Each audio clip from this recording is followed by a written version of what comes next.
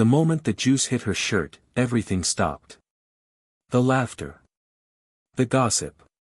Even the music buzzing from someone's speaker. Lina Park stood in the middle of Fremont High's cafeteria, sticky orange liquid soaking through her once white blouse. Her hand shook slightly as she clutched her tray, her lunch now dripping onto the floor. It wasn't the first time she'd been a target, but this time felt different. Bigger. More cruel. All because she'd spoken up in English class about something that mattered. "Smile, Lina," came the voice from behind her. Jessie Carter, Fremont's social queen, held up her phone, capturing Lina's shock in perfect HD. "It's called Juice Couture," Jessie laughed. Her friends cackled like it was the cleverest thing they'd ever heard. Phones lit up. Uploads began. Lina didn't say a word.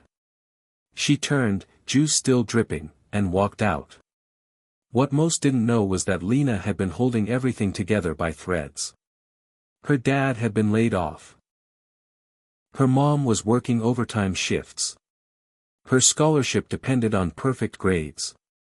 And now, she was trending under a OJ queen. She didn't come to school the next day. Or the next.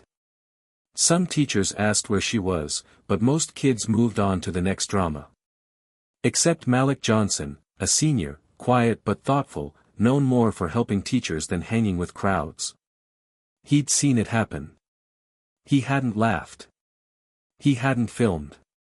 He had clenched his fists, and done nothing. That night, Malik stared at his phone, replaying the video. He noticed something strange. Lina never cried. She looked stunned, yes, hurt, of course, but not broken. There was a kind of heartbreaking dignity in how she walked away. And that, somehow, hurt more than if she'd screamed. So Malik made a decision. He started an anonymous Instagram account at Real Fremont Voices. The first post was a still of Lina's face from the video, eyes wide, shirt soaked.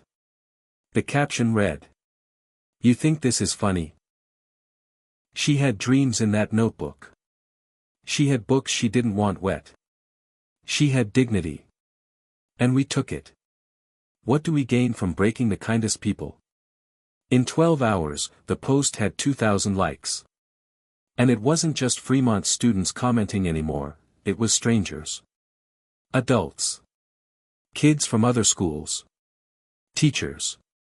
People who saw something bigger than a prank, they saw a pattern. Lina didn't know about the post at first. She was hiding in her room, avoiding mirrors, scrolling past notifications she couldn't bear to open. Until her cousin sent her the link. She cried. Not because of the juice. But because for the first time in days, someone saw her pain, and cared. The next Monday, Lina returned to school. She wore the same white blouse, stains faint but present. Some stared. Some looked away in shame. And then, unexpectedly, she found notes taped to her locker. "You didn't deserve that. Thanks for speaking up in class. You inspire more people than you know."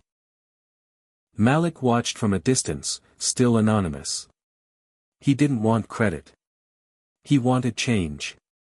He started posting more, stories from students who had been bullied, ignored, mocked. Fremont High began to look at itself differently. Teachers read the account aloud. The principal addressed it during assembly. A compassion committee was formed. But Jessie wasn't moved. She scoffed at the sentiment, called it social justice cringe, and doubled down. Her followers thinned, but she still had power. Until one day, she didn't. During a pep rally, she made a joke into the mic about the new cafeteria flavor, Orange Loser. The crowd didn't laugh.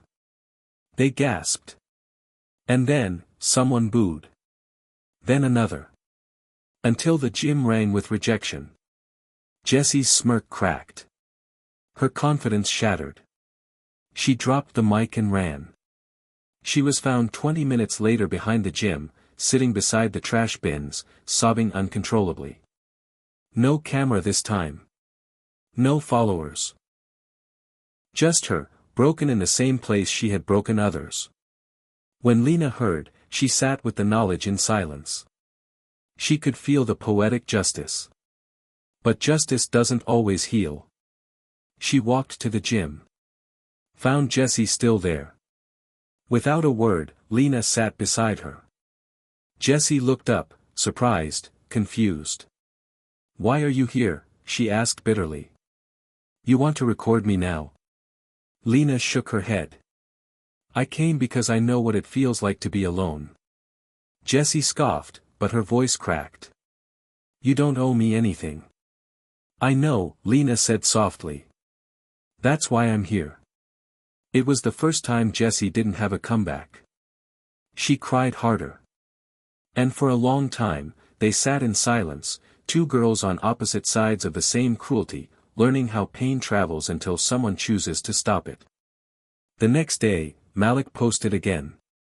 This time, he shared the truth. He admitted he ran the account. He talked about standing by silently. About how courage isn't just standing up to bullies, but standing with the ones they try to silence. The post ended with this. Change starts when one person says, "Enough." Lina said it with her silence. Jessie said it with her tears. I'm saying it now. What about you? It became the most shared post in school history. Other schools reached out. Teachers from other districts messaged Malik. A documentary student from a nearby college asked to interview Lina and Malik. By the end of the semester, Fremont was different. Not perfect, but changed. The school paper ran a cover titled "The Juice That Broke the Chain." Under it, photos of Lina, Jessie, Malik, and a hallway filled with sticky notes, each one carrying a promise of kindness. Lina didn't become popular. She didn't need to. She became something more powerful, respected. And Jessie? She transferred schools the next year. But before she left, she handed Lina a sealed envelope.